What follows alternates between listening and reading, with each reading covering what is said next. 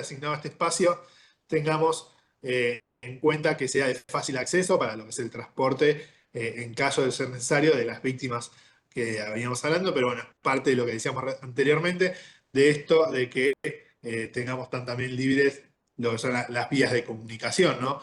No solamente es el fácil acceso al transporte, y que por ahí no está destacado en lo que es esta filmina, o por ahí tampoco está tan mencionado en la bibliografía, pero parte también de lo que es el puesto de comando y de pensar en una respuesta mucho más rápida en caso de ser necesaria. eh, es importante pensar en las vías de comunicación, ¿no? Nosotros también tenemos todos los recursos, ¿sí? Tenemos las ambulancias necesarias para la respuesta, tenemos los médicos necesarios para dar respuesta, tenemos un hospital a 5 minutos, tenemos todo perfecto. Ahora, si la principal vía de comunicación hacia el hospital es una avenida que debido al incidente está totalmente colapsada, no tenemos fácil tránsito, hay gente y público en general en el medio, o se vio afectado también por el evento, tenemos que pensar también en lo que son las vías de comunicación, ¿sí?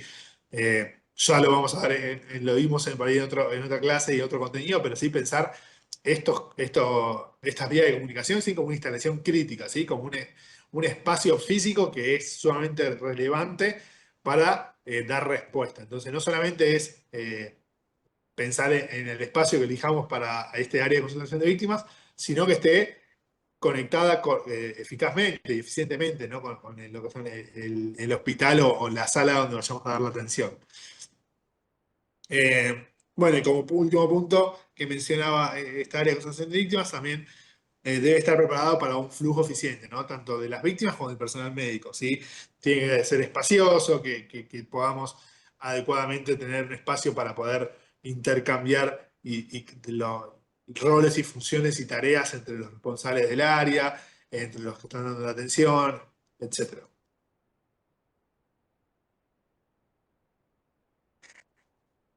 Por otro lado, tenemos la base, ¿sí? Ya anteriormente vimos los puntos y instalaciones más concretas y las que más comunes son a la hora de dar un evento. Pero también tenemos así, podemos pensar en la base, ¿sí? Como el lugar y el espacio físico donde coordinamos y administramos las funciones logísticas, ¿sí? Hablamos de la logística de recursos.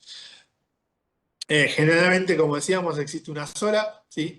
Pero bueno, dependiendo lo que es la extensión y magnitud del evento, podemos llegar a tener bases auxiliares, ¿no? Como auxiliares, perdón. No lo dije anteriormente, pero bueno, en lo que es el área de concentración de víctimas, el área de espera y la base, sí, los responsables se llaman encargados, ¿sí? El encargado de la base, el encargado del área de espera, el encargado del área de concentración de víctimas. A diferencia del puesto de comando, sí, como instalación principal, que tiene un comandante del incidente. Por otro lado, dependiendo obviamente de la magnitud del evento y la duración del mismo, tenemos lo que son los campamentos, ¿sí? Que bueno, se pueden simbolizar universalmente con la letra C en el círculo amarillo, como vemos en el margen superior derecho. Nosotros tenemos que pensar en un campamento, ¿sí? Como un espacio físico, ¿sí? Con la instalación física, donde podamos nosotros alimentar, ¿sí? Donde lo que son el personal que se encuentre en el incidente, darle alojamiento en caso de que el mismo dure muchas horas, muchos días y muchas semanas. También obviamente tiene que haber un espacio para que las personas se puedan higienizar y puedan descansar, ¿sí? Nosotros este campamento, obviamente, dependiendo de la magnitud del evento y la duración del mismo, obviamente empieza teniendo funciones básicas, como tener una cocina de campaña para dar alimento y posteriormente puede incluso por ahí instalar hasta carpas para que las personas puedan descansar y ir rotando los recursos, dando el descanso necesario para poder dar respuesta a la tarea que tengan en particular. Eh, También, obviamente, estos se encuentran en espacios estratégicos, ¿sí? Cercano a la operación, para poder, obviamente, en el cambio de turnos y en la rotación de personas, de recursos, ser lo más eficientemente posibles. Obviamente siempre hablamos de que el tiempo en estos casos es vital, porque son vidas, porque estamos salvaguardando y resguardando vidas, entonces el tiempo en toda instancia es importante, por lo cual que los campamentos se encuentren cercanos es importante y no que lo tengamos a kilómetros de distancia, porque ahí tengo las instalaciones de la ciudad. También lo que se puede llegar a dar en los campamentos es que haya un espacio designado o asignado para dar por ahí un mantenimiento básico a ciertos equipos, ¿sí? No digo de arreglar un tractor, o sí, dependiendo la situación que se dé, pero bueno, pueden llegar, dependiendo el equipo y los recursos que tengamos a disposición y que estemos utilizando para dar respuesta al evento. Por ahí tenemos las personas en el campamento que sepan darle un tratamiento a las mismas para poder darle mantenimiento. Y ahí ya te doy la mano, Inés. En el caso, obviamente, de que la magnitud del evento sea muy grande, o volviendo al ejemplo, los incendios forestales ocupen territorios de miles de hectáreas, incluso varias provincias y municipios, varios provincias, bueno, al revés, lo que quise decir. Obviamente pueden existir varios campamentos, ¿sí? Depende de la ubicación a lo que es la respuesta que quiero dar, incluso dónde residen las personas o dónde la ciudad más cercana a la misma, a la parte operatoria. Entonces puede llegar a haber varios campamentos disponibles. Ahí, Inés, perdón, levantaste la mano. Sí, sí, buen día. Una pregunta, la parte, por ejemplo, de descanso, de carpas y ¿eso está señalizado de alguna forma? Eh, por ejemplo, va a Sí. haber gente que va a estar durmiendo o algo así, y no sé, tenés una carpa o algún lugar que tenés 3 médicos, después en otra tenés otras personas diferentes. La carpa, por ejemplo, tiene afuera el nombre de las personas que están descansando, cosa de que si yo necesito ir a buscar a alguien urgente, la puedo identificar Sí, o sí, en cómo. verdad, o sea, sí, obviamente más largo sea la respuesta al evento y más tiempo pase, la logística en cuanto a lo que es la identificación de cada espacio va a ser cada vez más eficiente, ¿no? Y sería lo ideal, Bien, decís vos, obviamente sabemos que en los primeros momentos que sucede no se hace una señalización carpa por carpa del espacio que puede llegar a estar, pero sí sería lo ideal, obviamente, que tengamos esos espacios. A su vez, comentarte que, bueno, aparte de lo que es la señalización adecuada de cada espacio, ya sea desde lo que es cocina, médicos disponibles y todo el recurso humano que tengamos a disposición, eh, también obviamente la información de la misma está en la base, ¿no? Recién mencionábamos la base como espacio para entendido. eh, dar logística y respuesta a todo las tareas y actividades necesarias. Nosotros en la base o sea, contamos con toda la información, o deberíamos contar con toda la información, por eso la relevancia e importancia que tiene el registro, ¿no? En este momento, porque hoy hablábamos eso, de que por ahí los recursos en la adrenalina, en dar respuesta a las emociones, los recursos van llegando y a veces ni notifican que están ahí.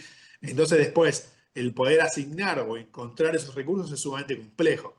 Obviamente con un adecuado registro y con el respetar los pasos y lo que hay que realizar, esto, como decíamos vos recién, un campamento puede llegar a estar perfectamente identificado para, en caso de dar búsqueda a una persona, a un recurso, lo encontremos instantáneamente, tanto por lo que fue el registro, como posteriormente, como decías vos, con una señalización que se puede llegar a hacer en cada espacio para que sea más fácil identificar.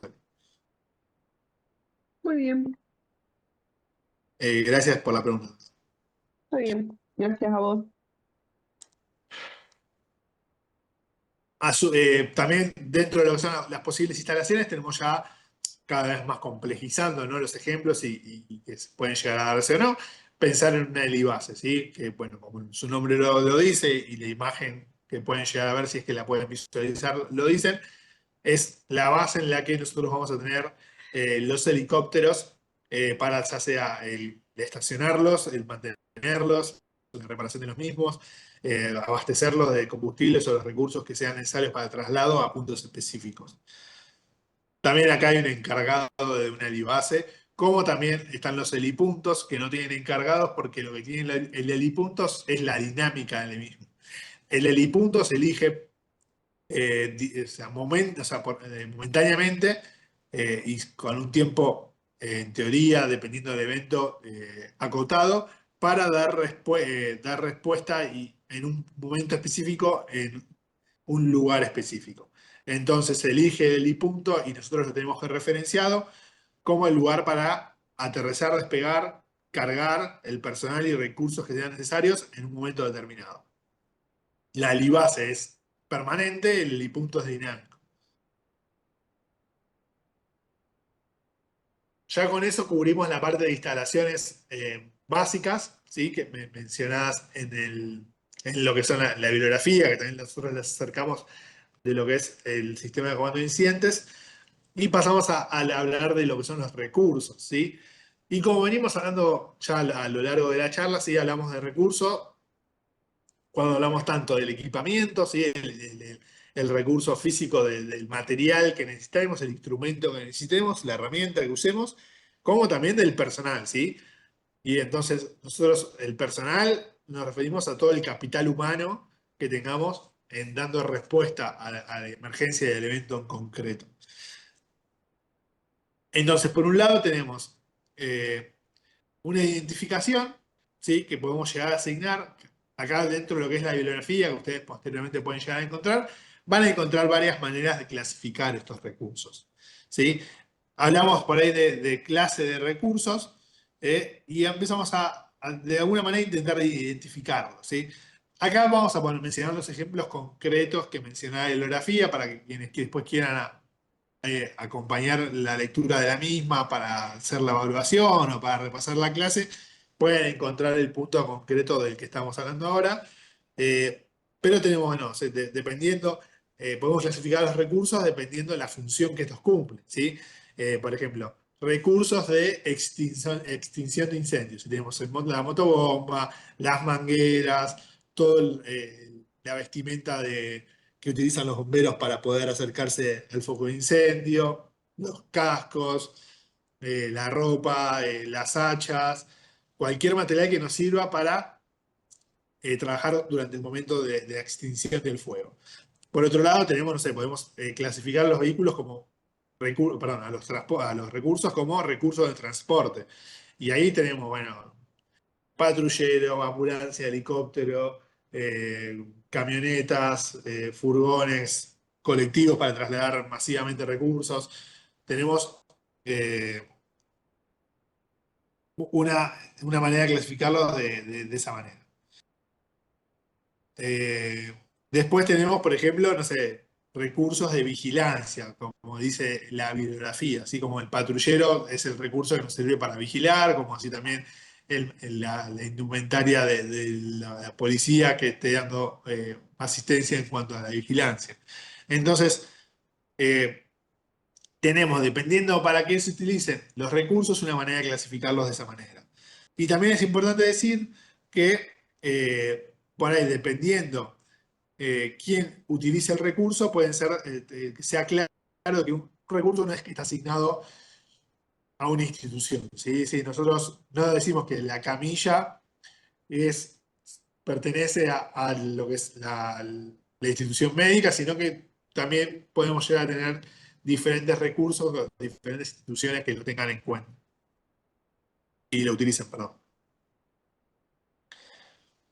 Después también podemos clasificar los recursos por su tipo, ¿sí? Nosotros podemos tipificar los recursos y todo esto que vamos a dar a continuación, con lo que es clasificación y tipificación de los recursos, es para tener un correcto registro de los mismos, ¿sí? Eh, Nosotros, como decíamos, es importante que a medida que vayan llegando recursos tengamos un registro de los mismos.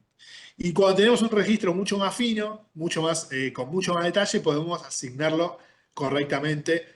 Y pensemos, como vengo diciendo, que hacerlo correctamente es ganar tiempo. Entonces también los recursos podemos clasificarlos de la manera que a nosotros nos permita rápido identificar para qué sirve, ¿no?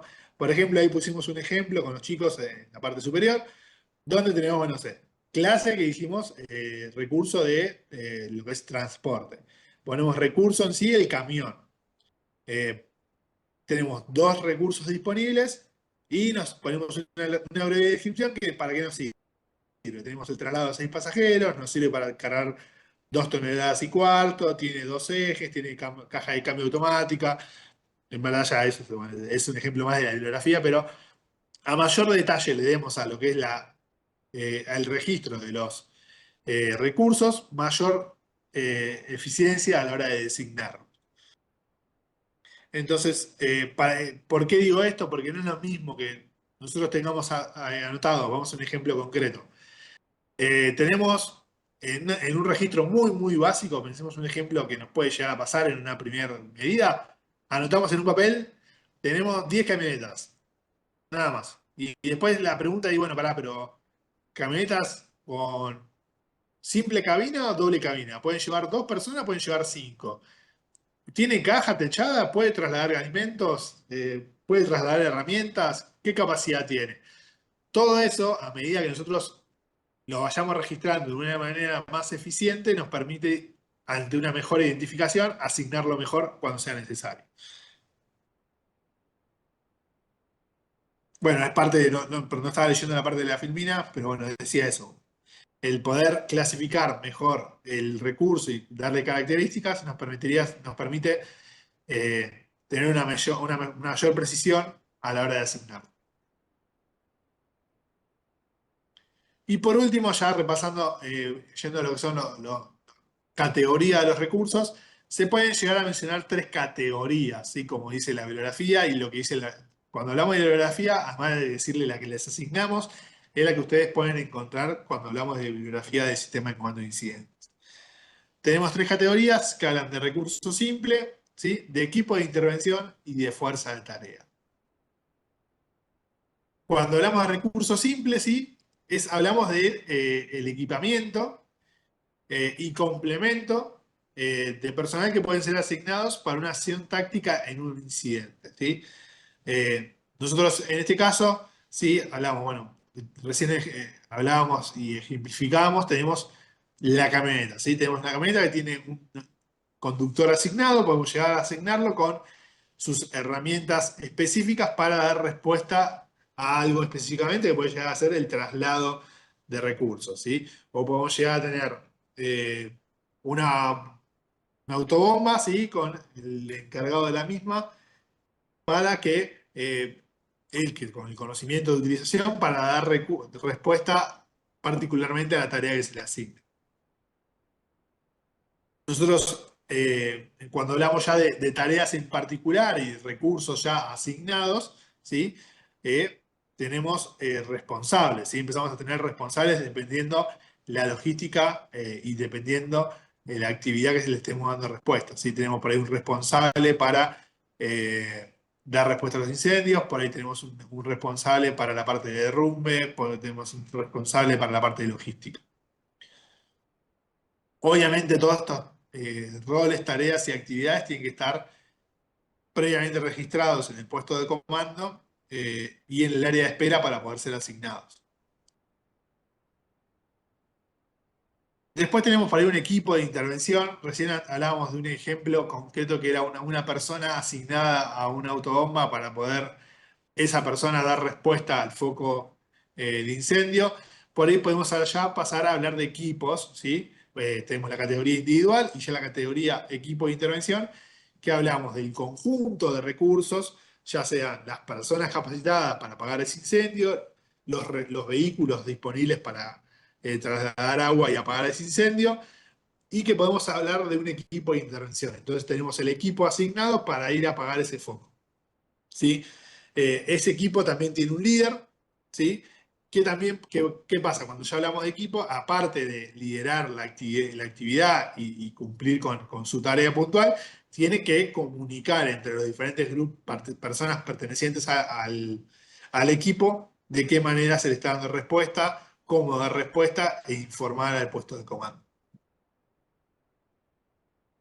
Y por último tenemos la fuerza de tarea, que se le llama a cualquier combinación de recursos dentro de lo que son. Recién hablábamos de la persona que lleva una autobomba y sabe manejarla y es el encargado. Hablamos de fuerza de tarea cuando por ahí tenemos diferentes personas con diferentes roles, ¿sí? Ya tenemos una persona con autobomba, una persona con una ambulancia, una persona con una camioneta trasladando recursos, y dentro, o sea, cada uno tiene su rol específico, pero trabajan en conjunto. Entonces hablamos de fuerza de tarea cuando hablamos de un ejemplo de ese tipo.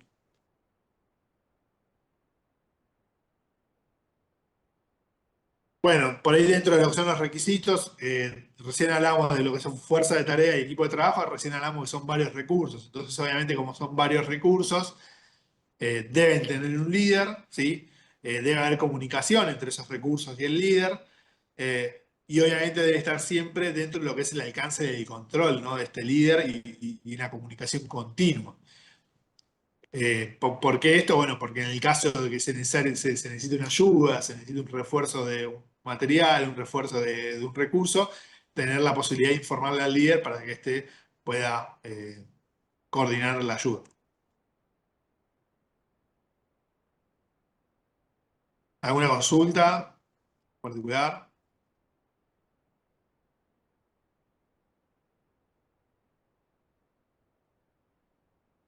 Bueno, Bueno, sigo, no, no, todo claro. gracias. Sigo con estado de los recursos, que no es algo menor. Nosotros recién siempre hablábamos de el ejemplo concreto de que, bueno, van llegando recursos y nosotros los registramos. Bueno, cuando lo registramos, no es menor anotar el estado, ¿no? O sea, y saber si está en uso, si se puede asignar instantáneamente, como hay que darle mantenimiento y demás. Entonces, eso es en lo que es un registro inicial, pero una vez que se estamos dando respuesta al incidente, es sumamente relevante el poder ir registrando la salida de los recursos, ¿no? Nosotros no podemos tener un área de espera con 10 camionetas, el ir, bueno, decir, che, bueno, doy utilidad a estas 4 para ir a dar respuesta en este punto, y voy y no están. ¿Sí? Entonces, ¿eso qué significa? Que hubo una salida no registrada de ese recurso. Entonces es sumamente importante que los recursos del área de espera, los recursos que estén en el campamento, cuando dejen de estar disponibles, sea registrado debidamente para eh, un mayor control y una mejor asignación en caso de ser necesario.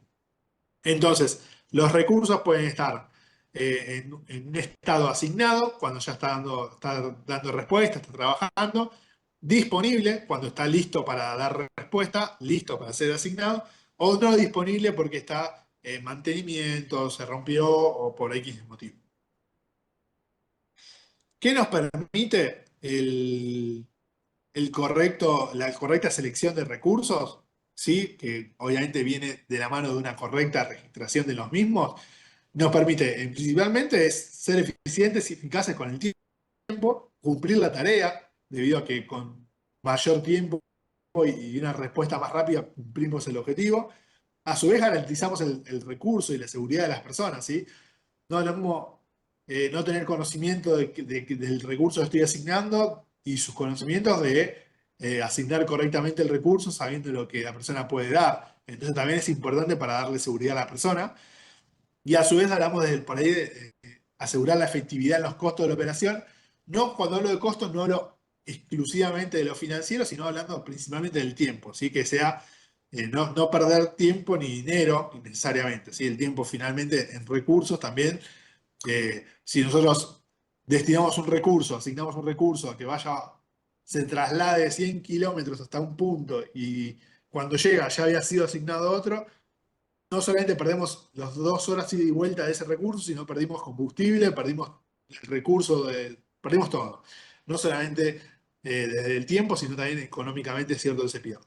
Así que es importante la asignación correcta y el registro. Estos ejemplos eran concretos. Así que bueno, eso es todo. No sé si alguno tiene alguna duda. Voy a dejar de compartir la pantalla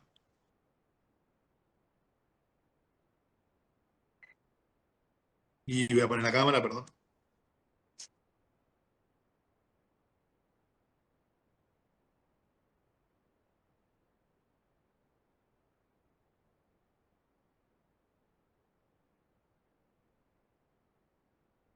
¿Alguna consulta, duda?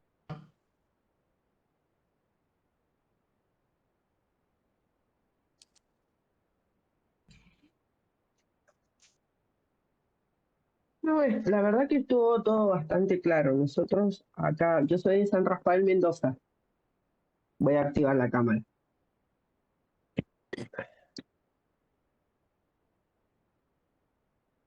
Nosotros ahora, dentro de unos días, vamos a tener, ¿cómo es que se llama? Un simulacro a nivel departamento. Entonces está muy bueno esto para aclarar, si bien yo voy, digamos, medio del ego, como dicen, como se dice en la jerga. eh, Está bueno esto porque a mí me aclara bastantes cosas, más que nada con el funcionamiento de lo que sería campamentos, recursos, porque el simulacro va a ser como para sacar en limpio todas estas cosas. Sí, va a estar bueno y digamos, todo simulacro sirve para ir perfeccionando cositas. Lo idóneo, uno piensa siempre que el simulacro tiene que salir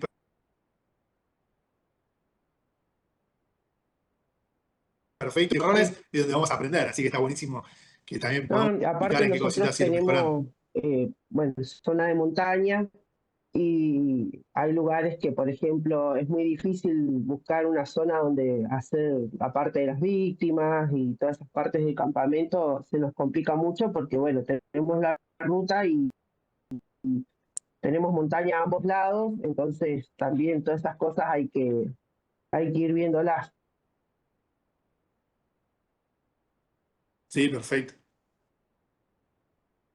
Podemos ir todos y así, ayudar y voy a asistir.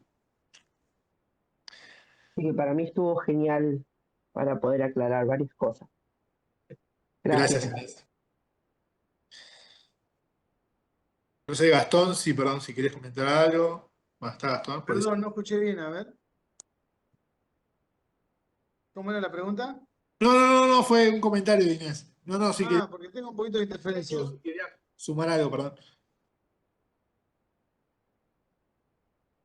Sí, ¿me escuchás? Sí, ahí te escucho. Ah, bien. No, yo creo que está perfecto la presentación del material. Creo que además es una herramienta que tenemos que trabajar mucho en el terreno, o sea, en el terreno no, haciendo simulaciones para que prenda la cámara, hoy que anda todo. Eh, ¿Por qué? Porque en realidad siempre lo hemos visto de una manera muy abstracta, lo que es sistema de comando de incidente.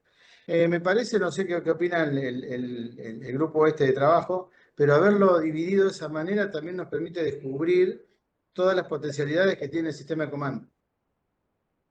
Y ver que hay una serie de acciones que nosotros ya llevamos incorporadas y venimos realizando durante todas las operaciones, cada vez que la Defensa Civil y los servicios de respuesta salen a intervenir. Hay una serie de recursos del sistema de comando que nosotros ya lo tenemos incorporado. Y creo, no sé, pregunto al resto, pero a mí me pasó cuando hablaban del sistema de comando de incidente, me daba temor, porque decía, bueno, esto es lo que no se aplica, esto es lo que nos cuesta poner en funcionamiento. Así que yo creo que son herramientas que son de suma utilidad. La clase me pareció súper clara. Y ahora falta este ida y vuelta, decir, bueno, mirá, tenemos que usar la herramienta, tenemos que probar y darnos espacio para poder, digamos, poder probar la herramienta y lo potente que es la herramienta, con las particularidades que cada uno tenemos en nuestros lugares, ¿no?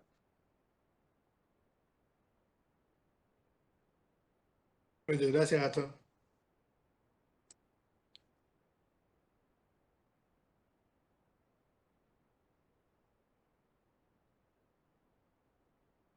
Bueno, si alguno tiene alguna duda, si no, ya estaríamos.